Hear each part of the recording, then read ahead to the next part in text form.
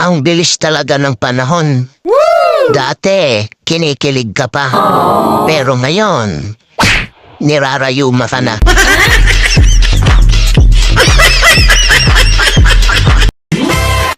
Kung di mo alam ang nangyayari sa buhay mo, punta ka sa kapitbahay nyo. Alam nila lahat.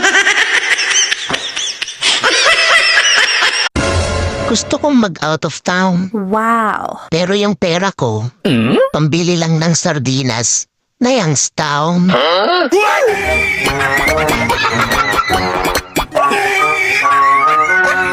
Akala ng iba, pa-chill-chill ka lang. Akala ng iba, pangiti-ngiti ka lang. Akala ng iba, patawa-tawa ka lang. Pero yun ang akala nila. Hindi nila alam na sa kabila ng pagngiti mo, pagiging masaya mo, sa likod nun may mga problema na hindi mo alam kung ano yung gagawin mo. Sa likod nun may mga sitwasyon na hindi mo alam kung sino yung lalapitan mo. Wala naman kasi tayong ibang choice kundi ngumiti na lang talaga at tawanan ng mga problema. Kaya yung akala ng iba na pa-chill-chill ka lang, akala ng iba na wala kang problema, yun ang akala nila. Hindi ba pwedeng magaling lang talagang magdala?